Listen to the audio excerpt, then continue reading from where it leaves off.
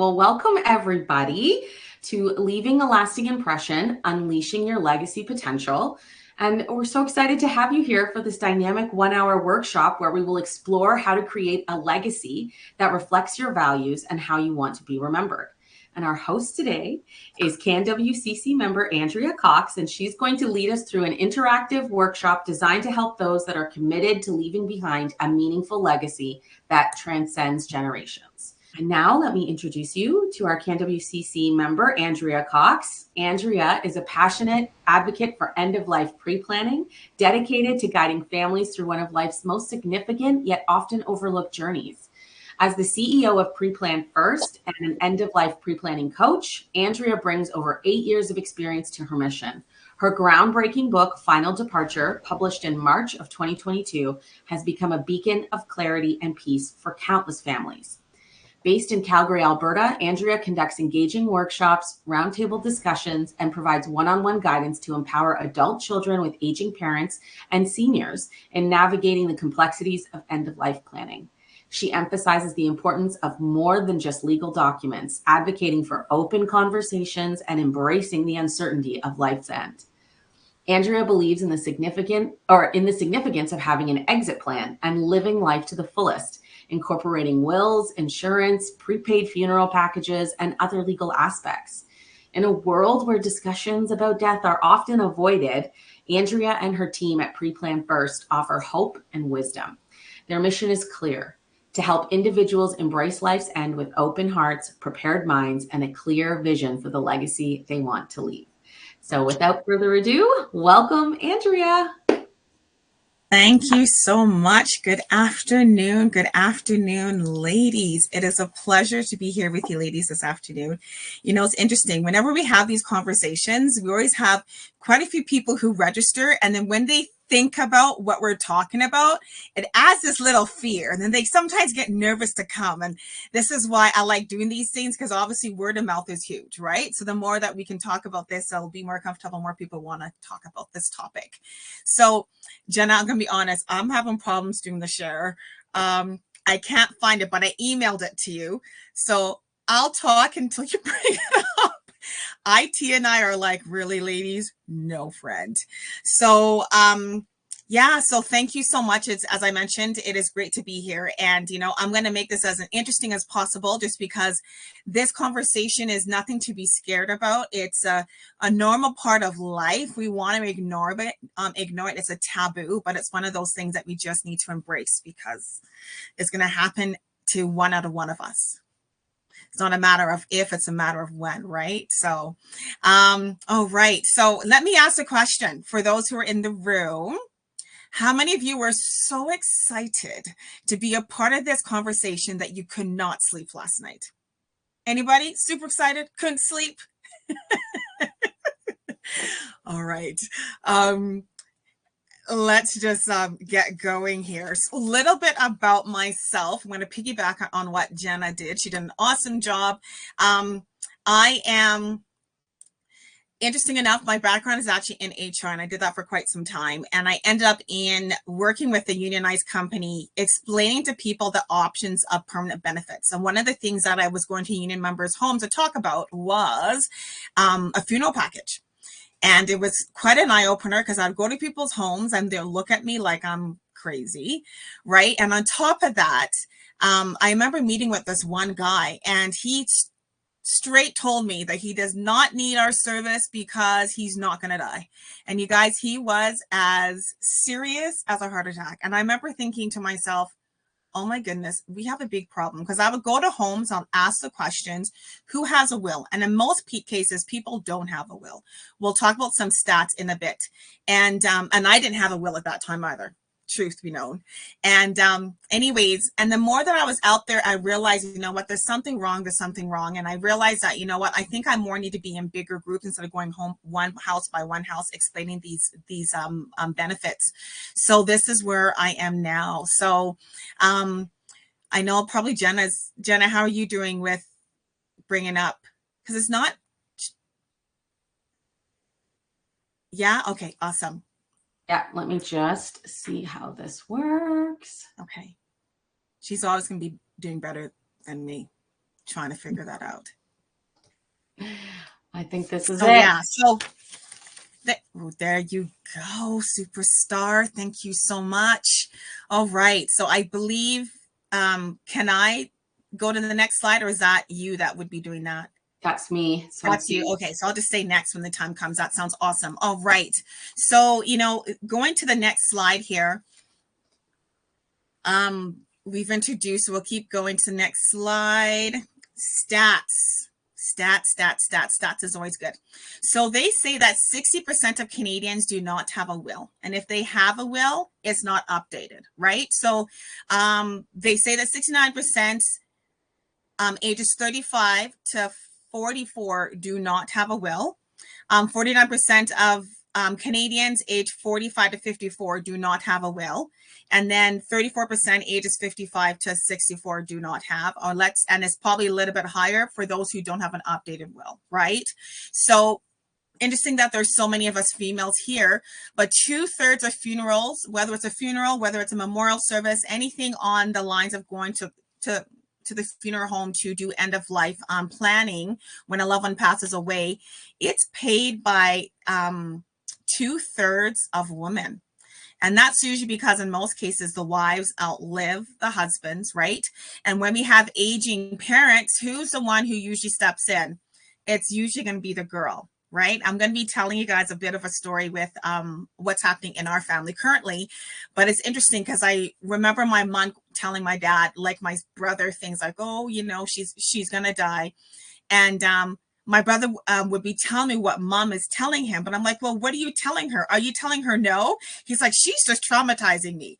I won't say how old I am, but this is the fear with our men and with our brothers and with their husbands and with, you know what I mean? This is just what the reality is. So going to the next slide there.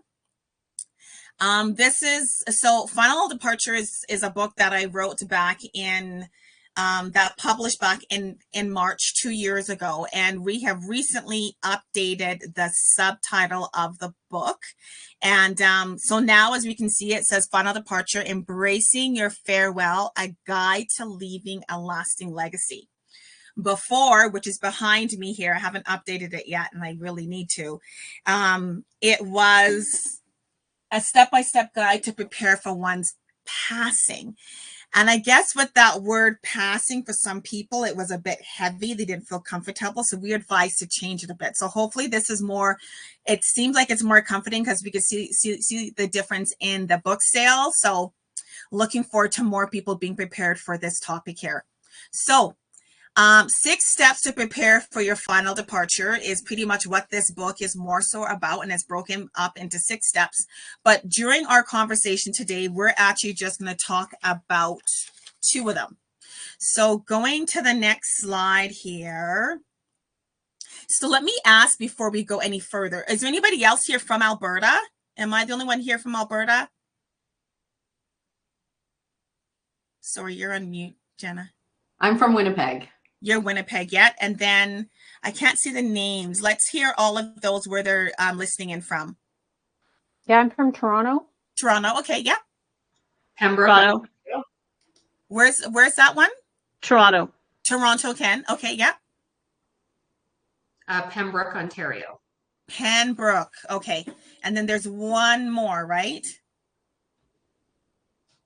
Kathleen. Yeah, I think Kathleen's in Ontario as well. She's in Ontario. Yeah, okay. I said I was in Toronto. Yeah. Oh, yeah, awesome. That was me.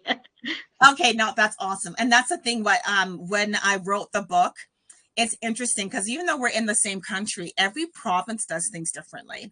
And that was the joy of writing the book, because I had to make it very universal so that at the end of the day, it's more going to tickle people to go do the research and just speak to the professionals in that that had to do with that topic. So as you read through the book, for those who have it or who's interested, you're going to realize that it'll tell you to talk to the professional in your area, just because everywhere is different. Forget about, Canada and province. Let's go to the States and worldwide and how it kind of, goes that way. So everywhere is different. So going to the next, we're going to stay here. So, we're going to go back one. Sorry, Jenna. We're going to stay on the slide prior. the step one, having the conversation. So we're going to go back 2. And one more. Nope, another one. Are we going back?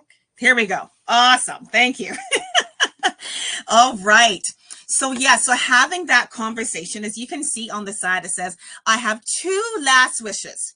The first one, I want my remains to be scattered around Disney World. Okay, that's the first wish. And the second wish is, I don't want to be cremated. I don't know how that's possible.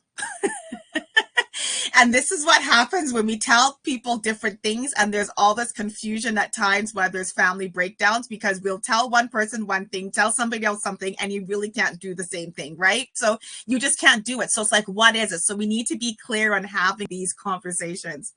So the first one is senior care options, because in most cases we're going to get, I have to say mature. I had to use that word with my mother for her to accept aging. She's 78, and now she's going through some illnesses, but we're going to continue to push forward.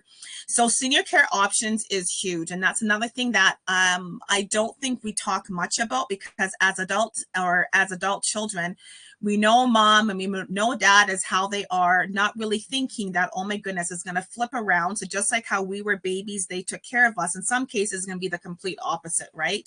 So, when it comes to senior care options, what's the plan? If there's a crisis, are they going to be living with, other family members? Are they going to be going to a long-term care facility? Which one? What does that look like? Having these conversations early is what needs to be had before there is a crisis. We have seen that when our aging parents are in crisis and we have to move them out of the home that they've been in for years and years and years and years, their health deteriorates a lot, right? And it causes lots of stress all around. So if we could prepare in advance what the plans are, and not only that even if they're going to stay in their home, because now the goal is to, position their homes in a way so they could stay in as long as possible. But if there's crisis mode and there's no time, then they have to be moved out, right? So just kind of things to kind of be aware of, and just know that in my book, it has all this stuff in there. Okay, guys, because we're just going to briefly touch on them just so that we don't run out of time. And obviously we want time for questions at the end. The second one is do not resuscitate. This can be a bit sticky when we have a loved one that is, between life and death, and what is the next step? Do we pull the plug? You know what I mean? We need to have these conversations, because as family, depending on what the situation is, we want to hold on as tight as possible, but there are family members that don't want to. In my case, I'm going to be straight up with, those here, is that, I am blessed to be auntie. My sister has 3 children. My brother has 2. I have aging parents. I don't have children of my own. I am now divorced. For them, if something like that happened to me, I've asked them, just let me go. Because I know that they don't have time to come visit me at the hospital. You know what I mean? I don't want to be brain dead that I can't do nothing and I'm a burden on them. Have this conversation. And it's really a very good conversation to have, right? So, and of course, you just don't know, because you can take your chance and you can be healthier than than the rest of the family coming back, right? But at the end of the day, hopefully they'll just know, don't hold on to me. I know how difficult it's going to be, but we need to have these conversations, right? When it comes to organ donation is an interesting one, simply because it's not guaranteed. And what I mean by that is that if we do not pass away in the hospital, in most cases, our organs cannot be transplanted, because obviously it needs to survive on oxygen and on like rich blood. I want to say, anyhow, you guys know what I mean, hopefully. But what I'm saying is that at the end of the day, if we do not pass away in the hospital where they can save our organs to be able to transplant them into somebody else, we cannot donate our organs. So if we're telling our family that we want our organs donated and that's not possible, it leaves them very heavy burden, because now they're going to feel guilty. So we need to do the research on what does that look like. And if they can't donate our organs, what are the other options? And obviously, it just depends on when we pass away, whether our organs are even healthy. We might be sick. Like there's so much to it that we just need to do those research depending on where we live. Another one is final disposition wishes. Does anybody here know what their final wishes are? Want to be cremated? Want to be buried? Anybody? These are discussions that we need to have again. I don't know about you guys, but I'm sure on social media on a weekly basis, we're now seeing, people posting, oh, my mother passed away, my brother passed away, my whatever, it's just, it's overwhelming, to be honest with you. And so, having these conversations, in advance as to what we want is really important conversation to be had with our loved ones. There's different options. Obviously, we won't go into too much details, but once again, it's in the book, and we just won't go through all that just because of what the purpose of this workshop is. Where to find important documents. This is another important thing, for all of us, whether you have insurance products, you have a will, you have, what your wishes are, all these important documents, where can your family find it? And in most cases, family is going to the homes and they're looking, flipping over the beds, and they're looking everywhere trying to find something. And there's times they're trying to find something and there really is nothing because you didn't have those conversations, right? So, it's a world of a difference when we say, do you know what? You guys, if something happens to me, go underneath the bed, in the suitcase, it's all in there. So the whole purpose of this is to give our family, our loved ones, a guide. So if and when something happens, we're going to guide them through that most difficult journey that they're going to have to go through when we are no longer alive. Okay. And last but not least, what to do with your stuff. Oh my gosh. Some of us have so much stuff. What do they do with it? For some of us who have children, let's say they're in Alberta. I'm just saying Alberta because this is where I'm from. And we have all of our children in Toronto. They have full-time jobs. They, have children. They are busy. And now they have to come to Alberta. They have to empty out the house and. And in most cases, they don't want anything at the moment because they're so stressed because there's so much happening, right? And they're just giving away and they're throwing away, to have a list. Once again, it's in the book of what to do with your stuff. There is actually estate sales companies that can come into your house, go into the home.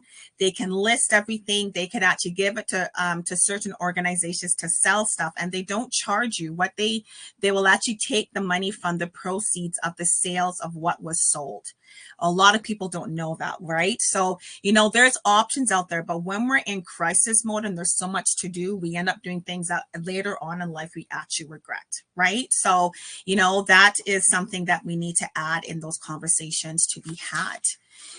Going to the next slide is getting insurance. This is now dear to me simply because I'll look at my mother. So let me give you guys a little bit of context. Back in December, my dad, he's amazing when it comes to going to the doctors. He'll have the littlest something and he's going to the doctors. Like most men are not like that. Okay. But that is just who my dad is. And my mom was with him and she decided that she wanted to do some tests as well. And they actually found protein in her urine. So they were just like, they sent us to the kidney specialist, went to the kidney specialist, and they're just like, they can't figure out, where's all this protein coming from? Long story short, it is a form of a cancer that is in her blood. It is treatable, but it's not curable. And it actually creates pockets, different parts of her body. And they told us straight that if it's in her heart, they were giving her 5 to 6 months to live. Oh my goodness. And what do you do with this news, right? And thankfully, they caught this early. Fast forward, it's not in her heart. She's doing chemo twice a week.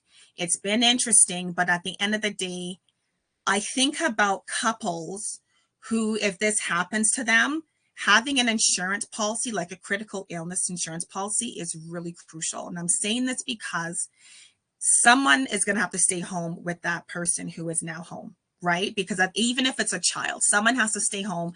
I think about how it was at the very beginning with mom. And I think mom where she was because she was in her mind thinking that she was going to die and she didn't really understand what her cancer was. And everyone's gonna, obviously, it's gonna be different. But at the end of the day, critical illness insurance, I'm now trying to tell people, oh my goodness, you want to get it, because for when it comes to what the little bit that I know, and when it comes to cancer, it is, mom is stage 2, and stage 3 and 4 is when they have to treat it aggressively, right? And your lifestyle changes. Like when I look at how mom was before and how tired she was, and they had to give her a break because it was so hard on her body. You know, this is where it is, do we go to the States or go wherever and do these bigger treatments? Because what I've realized is that it's either you're going to go the natural route or you're going to go the doctor's route medically. And it's hard to mix the two because, you know, I had people who would say, get your mom to take this, and I would ask the doctor or ask the pharmacist, and they're like, well, this is based on the research, will affect this and this. There's so many stuff that comes your way. It is overwhelming.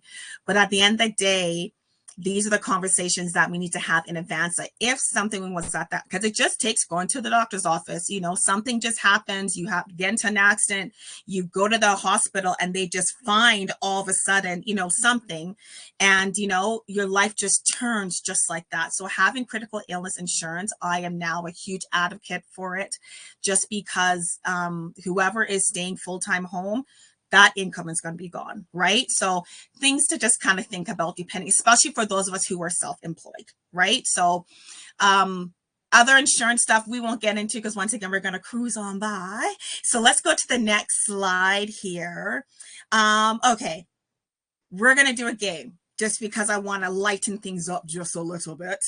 So as we can see, ladies, there's 54 numbers on here. Okay.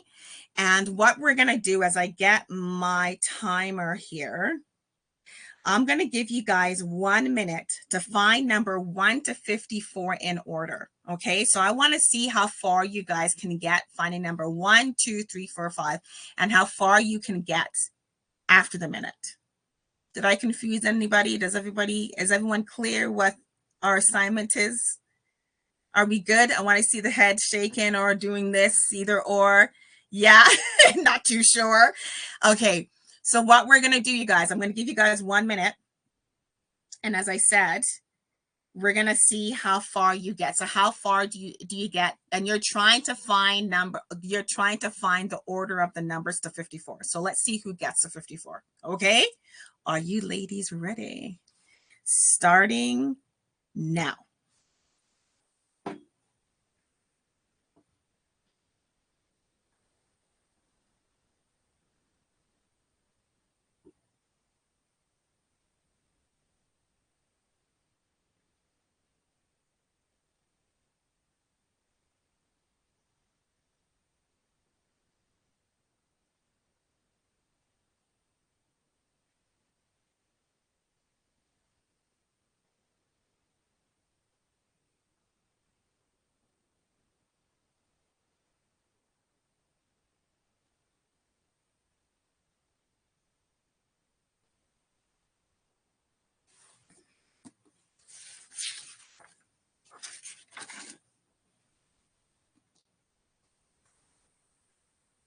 10, 9, 8, 7, 6, 5, 4, 3, 2, 1. 1.5. 1 hand. All right. Now let me see. We could all unmic. Now let me hear all of those who got to 54. Raise your hands in the air. Wave it like you just. No one got to 54? Okay. How many of us got to 44? No, I got okay. 20. 34? I heard someone say 20. Is that the highest? Anybody get higher than 20? Anybody got higher? Okay. How about 15? Oh, it looks like Saleha, you're on mute, but it looks like Saleha got a higher number there. Of course, I was on mute. Okay. I got around 34. Not bad. So but I cheated, I'll be honest, because I flipped, like when I was getting stuck, I started going down, then as I saw the number, I'd go back and I'm like, okay, now I know I've got them all. And you know, she did a little bit of something there to get to 34. So let me ask you guys, how did that make you feel trying to find numbers 1 to 54? How did that make you feel? I was getting cross-eyed. You're going to cross-eyed. Anybody else? I thought it can't be that hard, but it was. It's very difficult. Yeah. Frustrated. Definitely. Anybody else want to throw out, how did that make you feel? Pressure. Yes, for sure. All right. So there's a little bit of a method to this madness. So when we go to the next slide, I don't know if I can't use my mouse, can I? No, because you're going to have to use it. Okay. I'm going to work with Jenna to help me do this here. Okay. So Jenna, so you guys, we see the crosses, the boxes, right? So when you go to the first box, number 1 is at the top left, right? Number 2 is in the second box at the bottom right. Number 3 is top left. Yeah. Number 4, yes. Number 5, Jenna got it. Yes. Number 6, yes. Number 7, number 8, Right there. 9, back up to 10. Oh my goodness, you guys see how this works? Okay. Yes. We're going to do this again. We're going to start the timer all over again, and let's see how far we get starting now.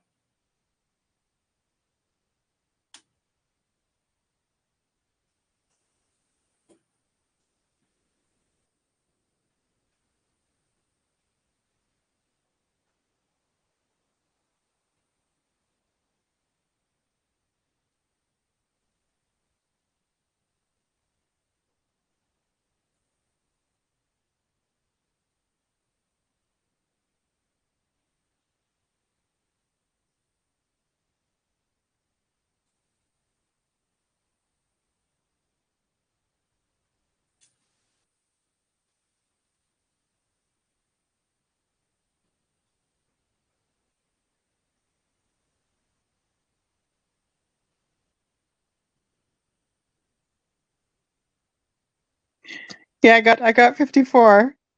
I know Kathleen got it too. Jenna too. Okay, guys. Yay, Anna. That make you feel? How did that make you feel? Good. A little competitive. Yeah, you had some direction, so it was easier. Yes. Anybody else? All right. There was a path. Yes. Next slide. And I could tell the difference of you guys' faces, just so that you guys know. There's a complete different face expression when we went through it the second time around. And this is the thing. When there is a crisis, when a loved one passes away, it's going to be one or the other, right? So the more planning we do in advance, the better it's going to be. So when we think about when we first did the first side, this is when there's no conversation of what our final wishes are. This is when there's no insurance or no finances in place when our loved ones go to the funeral home, because there is a bill. Whether we like it or not, there's a bill that has to be paid. There's actually 2 bills. There's going to be one at the funeral home itself. And for those who want to be buried, there's going to be also the cemetery bill, right? There's no will.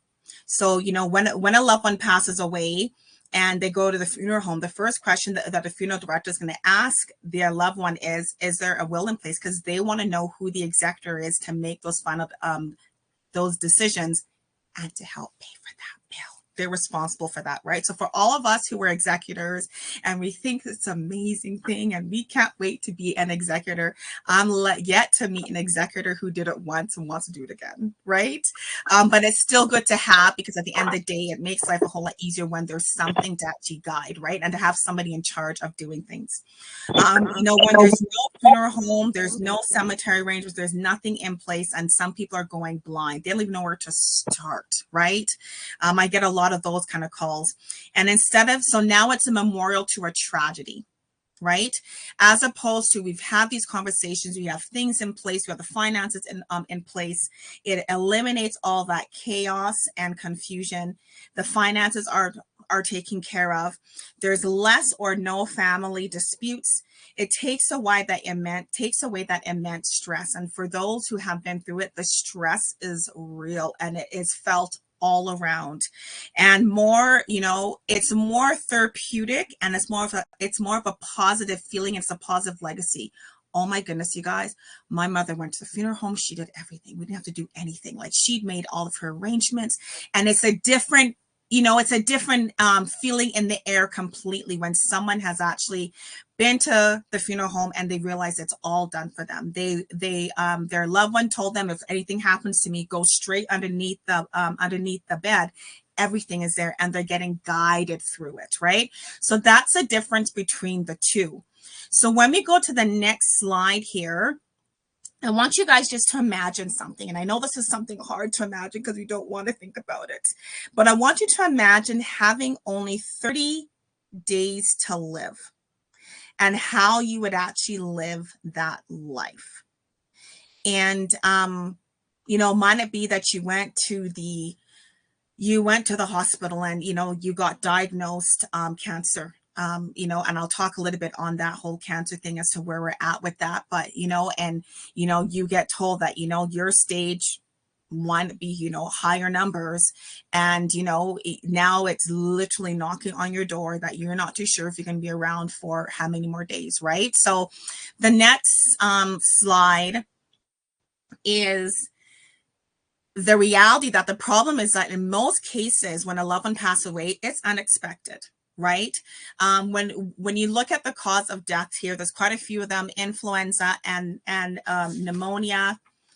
There's overdose, there's suicide, accidents, complications of medical and surgical care, assault, cancer, infections of the kidney, major cardiovascular disease, lower respiratory diseases, HIV, the list kind of goes on, right? So in most cases, it's unexpected, right? So when we go to the next slide there, it's almost like we need to, in our mind, the future depends on what we do today, right? What plans do we have in place today? I think about my niece. She's 5 years old. Grandma's been diagnosed with cancer, as I mentioned earlier, and she's had this fear in her. And my sister would tell me that, there's times that my niece just starts to cry because, so they were actually here on Saturday, and before she left, she started to cry before she left. And I asked her what's wrong. And she says she's scared that grandma's going to die. And she is thinking about Terry Fox. And, I broke it down to her that, what, sweetheart, cancer now is different. When you hear the word cancer, a lot of people think automatically it means death. But now we're going to see cancer as a chronic illness. The thing about cancer, depending on what stage it is, right? This is why I tell people, if you're feeling sick, just run to the doctor because you have nothing to lose, right? Because the earlier that they catch these, it's going to be easier for them to do what they need to do to hopefully, save our lives, because cancer is one of those sicknesses that it can come and you could be gone so quickly, right? And we're hearing so much about it.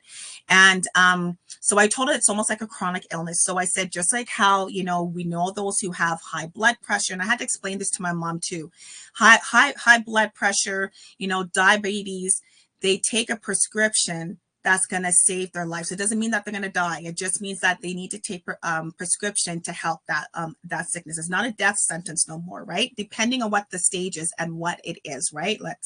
So I had to break that down to her. So the more that we can do our research in advance and put things in place, we can start bringing more peace to our loved ones if and when something was to happen. And I told her, I can't guarantee that grandma's not going to die, but I can't even guarantee that I'm not going to be alive, right? So I had to just kind of break that down to her so that, if you have a pet, that, your pet can die, and just kind of break it down with the plants.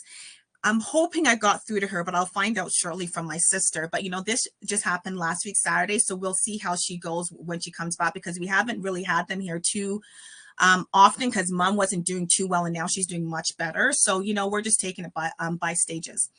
But at the end of the day, we need to start having these conversations, right, in advance. When it comes to cancer, I know that before the stats was 2 in every 5 Canadians would be diagnosed with cancer in their lifetime. And now the numbers are, I was hearing a number that I'm still waiting to get confirmation on. And the National Cancer Society, I feel like they are ignoring my question, but we're going to see it more and more, and we're already seeing it more and more, right? So the more that we could start having these conversations with our loved ones when it comes to death and when it comes to cancer and different sicknesses, I think our families experience will be different, right? So when we go to the next slide, whether we want to break it down. So when we think we just have 30 more days, what impact or what do I want to leave? What do I want my legacy to be? Whether you want to break it down as for your family, if you want to break it down for your career, for your business, if you want to break it down for your community involvement, for your volunteering, there's also more options there. But, it's just something for you to kind of think of, because at the end of the day, tomorrow's not guaranteed, right? But we could do what we can today. Going to the next slide there, this is always on my mind, and it's been on my mind even more. I actually got this on one of the social handles that I wanted to actually add on here, simply because I know we actually had a close family friend who passed away in Winnipeg, and I was there 2 weeks ago. And her son said to me, Andrea, whatever happens, start recording your mom talking to you. Like I wish I recorded my mom so I could have put her in a teddy bear, her voice in the teddy bear, so that I could hear her voice at night. And I was like, wow. And like in my book, I did say, and I think I have a list here that I added, but 7 things to tell your children before it's too late. Or we can flip it on 7 things we want to ask our mother before it's too late. What your favorite memory of your child or children are. What are your first year of motherhood really like? What was that experience like, right? Is there anything about your family history that you have kept as a secret? What are the best and worst parts of getting older? I say mature, so I added mature. What do you consider the nicest thing each of your child or your children has done for you? What do you want most for your children or for your children and grandchildren? And what's the one thing you want your child or children to remember when you're gone? And, it's things like this that it hits me hard, because, when I think about my mom, we had a chance to change things, right? And in regards to what, like my mom, she's my everything, and I'm like the main caregiver. So in most cases, if I leave the house, she's with me because I need to see what she's doing, because, now we're also dealing with slight other stuff. And even like when my mom first got sick, she didn't want to tell nobody. And I had to tell her, no, you start telling your friends. We have seen loved ones who's passed. They didn't tell their family, and their family has all these regrets. So I told her, nope, talk about it. It took her a while, but now all the time, like when I hear her on the phone, she's always telling people, because now we've just normalized it for her, right? So, and that she's not alone. She's not alone at all, because this is just the part of life, right? It's unfortunately one of those sicknesses that is almost like a flu nowadays. But anyhow, that's another discussion. But I found this really interesting when I saw that. The next slide is other ideas, which I mentioned earlier: recording the messages, putting it in a teddy bear, writing a letter. I actually did a prepaid funeral package with a writer, an author. And I said, have you ever thought about writing letters to your daughters? And he has 5 daughters, I want to say. And he wrote them all letters. He called me like months later and he said, Andrea, I wrote them all letters. And I thought to myself, wow, good on you, right? So, it's little things like this that we could do in advance that's going to leave a lasting legacy, because when we are no longer here, our family is literally grabbing on anything, right? And the more memories we can leave, more memories we can help them with from now, right? So going to the next slide, I know that we're almost done here. Step 5 is living life to the absolute fullest, as if you don't know if you're going to be here tomorrow, right? So I always tell people, whatever you want to do, just go do it. Our theme should be just do it, right? I think that's Nike, is it? Just do it, because we just don't know. If you go to the next slide there, live the best life, having that bucket list, that bucket list that we want to do before we kick the bucket. What does that look like? Leaving a lasting legacy and doing these memories, taking pictures. Oh, that's what my cousin said also. He wished he took more pictures with his mother. And, you know, it's these little things that, you know, we have more people who are seeing when their loved one is no longer. And the unfortunate part is that it's done and they can't redo it, right? So it's better that we kind of think what we want and we work kind of backwards. Yeah. Going to the next slide here. We're almost done. The goal isn't to live forever. The goal is to create something that will. So what will be your legacy is the question that I have for you guys. The next slide there, I'm just going to, you could actually go to the next slide there. That is just more talking about how to get help with this. And my book, Final Departure, is on Amazon. So that will definitely get you guys on a good start. The next slide there is my thanks. So I'm just going to read something from the book. I know that we have 5 minutes. Oh boy, so we're going to have literally 2 seconds. Do you know what? You have 15 minutes. Do we still have 15? Good. We have time for questions. I would love to hear stories also, but I wanted to just read this this part in my book that is examples of legacy. Taking the time to think about what you want your legacy to be like and being intentional about it and writing it down definitely will help one leave a positive legacy for generations to come. Leaving a positive legacy and putting a plan in place is a final act of love towards those who we are leaving behind. Holding their hand and guiding them through the most difficult time of their lives when they need you the most is a gift of love. Passing the legacy of putting a plan in place so generations after generations can learn and see how important it is will help more families to experience the beauty of having a positive death experience. Legacy is about life and living. It's about learning from the past, living in the present, and building for the future. Legacy is the ultimate person we want to become.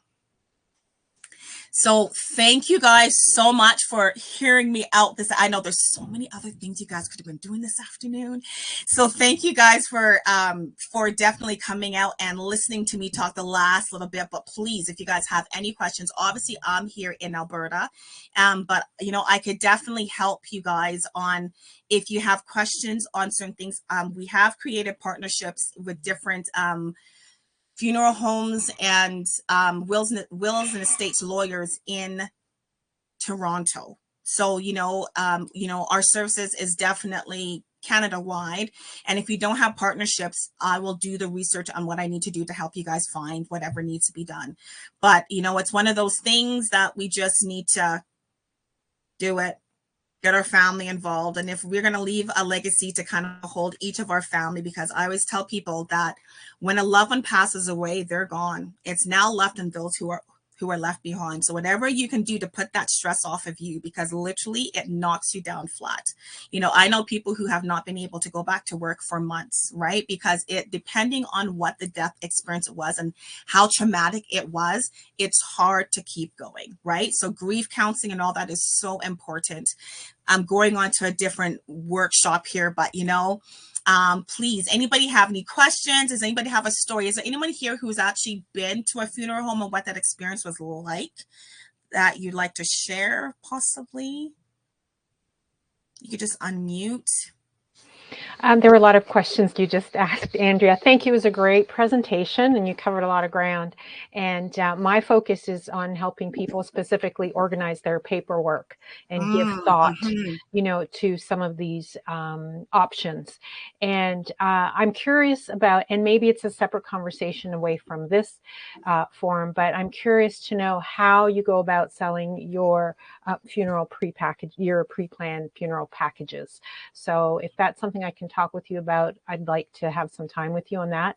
The other question I have is, as a business that is very niche, it's very specific what you do, how did you, who was receptive? Like, how did you find clients? Whose doors did you knock on? Because people don't want to talk about this, right? So it's a hard sell. Such a good question. I've had to really, it's been an interesting journey. So I've been doing this for about 8 years and it has not been easy. And thankfully, my saving grace of sticking this out is because I, you know, was going through a divorce and I ended up moving back home with my parents. So that financial responsibility wasn't so pressure. So I was doing workshops at seniors facilities, but I found that when I showed up, there'd probably one or two people there. If I go to BC now, I could have a full room of like 70 people. And, but I find that for those who are more interested in this conversation are seniors and adult children with aging parents. That's definitely, I know that I've been told to more look for widows and stuff. I haven't done that yet, but there is an idea as well for this because now they've experienced it. And they don't want that to be their children's fear or their children's nightmare, right? Because they've been through it. And because they've gone through it, in some cases, they will look for the resources. But for some of them, they're so traumatic that they want to bury it and they just don't want to talk about it. But if we could kind of guide them through, I believe they would be quite receptive because I've been told to approach them, but I haven't done that yet. So, yeah. So I was doing... what I've been doing now is more reaching communities and like community associations and churches. Because once I could get the buy-in from a leader, they know their people. So they're going to be the ones to draw them in. Because who is Andrea? They don't know who I am. They just know that she's going to come talk about death and they don't want to talk about it. So most cases they will register and they don't show up. Right. So yeah. Hi, Andrea. This is it's a really good conversation because I've worked 30 years in long-term care. I'm a registered nurse, so we deal a lot with families and, having those care plans and plan of care in place. And having this conversation is always really challenging. And now with the Long-Term Care Act focusing on end of life, palliative care and end of life follows palliative care and that whole concept. And it is a difficult conversation because we always have to be really careful how we speak to the families, but it's such an important conversation to have with them. And, it makes you think about your own, your own mortality and what's going to happen. And, with those, I did a lot of videos when my kids were young. So they have a lot of videos, like a lot of home videos. Every birthday, we lived the whole birth experience and what it was like, bringing them home and stuff like that. So those are really important conversations. And every now and then we'll joke about things that have happened, as kids, and I'll laugh about, when they were troublesome and, oh my goodness, what you guys used to do and different things. So it's really important. And what you've done is really important to put it in a package where it says, here, let's make it easier for you to broach that subject. So yeah, thank you. This was a really great session. No worries. And it's interesting because if I have an adult child who is like, how do I get my mom to talk about this? And it's interesting because our parents, in some cases, they want to talk about it, right? But they don't even know how to start it. So what I've been telling people, do you know what? You get yourself set up and tell your parents, if anything happens to me, I have X, Y, Z. And right away, they're either going to say, oh my goodness, I want to talk about this, or you know what I mean? Whatever case may be. And then that's when you can get them on board. And we've been more using that for those parents who don't want to talk about it because it depends on culture as well. My parents are Caribbean, Africa. We don't want to talk about it. It's taboo. If you talk about it, you're going to die. It is, you know what I mean? We just have this fear, not realizing more what we are doing to our families when we don't have a plan as opposed to when we do. But you know what I mean? It's one of those things that it kind of reminds me of back in the day. Depression was such a bad word, right? And now, when it comes to mental health and stuff, you now get personal days. It's more accepted. There's a mental health day now, right? So the times has definitely changed. I just can't wait till this death thing changes as well, because it really needs to, because when we even look at the stats for cancer, guys, and as I said, the number I haven't even said it here because I know that it's recorded and it's going to go on YouTube and certain things I don't want to say until I could get confirmation. It is going to get crazy. So the more that we could start having these conversations, and some people have a really big fear. Like I thought chemo was seriously people like almost like a tanning bed. I had no clue what chemo was until I've been going through this experience with my mom, right? So, we just hear certain things, we just assume certain things, and that's the problem, is that we make decisions based on not confirmed information, right? So, yeah. I just put the correct link for Andrea's book in the chat as well, if you wanted to go there and check that out so that you can download this book. It's also on Kindle as well, it looks like. So I think I have the right version now. That might be the Kindle, but there's also a paperback on that same link. And I also put a form in the chat. If anybody wants to leave us feedback on today's event, or you want to connect with Andrea after the event, this is the form will help you out. Send all those responses to Andrea after.